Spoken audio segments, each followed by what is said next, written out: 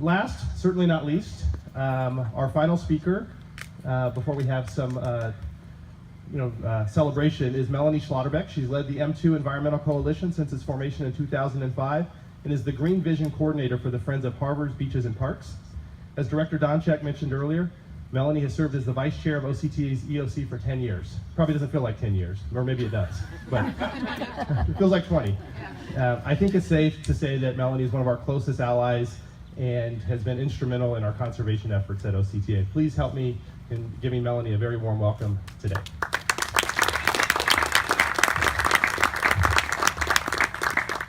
Thank you. So again, my name is Melanie Schlotterbeck, and I represent the more than 30 conservation and community groups that supported Renewed Measure M.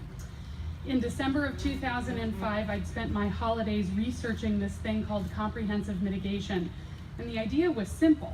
If all of the freeway projects had their own individual environmental mitigation budget and requirements, why not combine them and do larger scale, more meaningful conservation projects? Within weeks, a team of conservation negotiators was meeting at OCTA to see if we could add a comprehensive mitigation program into the upcoming measure. I'm not sure if I expected it to work, but when we were invited back for a second meeting the very next day, I had a pretty good feeling that this thing would turn into something. Apparently that afternoon, the idea had been run by some of the key board members at OCTA. They gave it the green light, and the rest, as they say, is history. Soon, an environmental oversight committee was formed to oversee the expenditures, and the funding was allocated to start acquiring and restoring the land. Then Supervisor Pat Bates chaired the committee, and what an asset she was to this program. She embodied and promoted a fair, transparent, and inclusive process. Thanks to the leadership of OCTA board members like San Clemente Council Member Lori Donchak and Supervisor Lisa Bartlett, the program continues to advance meaningfully. We also saw allies in the state and federal resource agencies, specifically committee members Jonathan Snyder and Dave Mayer, and we've got a new relationship going now with Caltrans as well. Thank you all for all of your hard work and expertise. But I don't want the contribution of the conservation community to be lost here.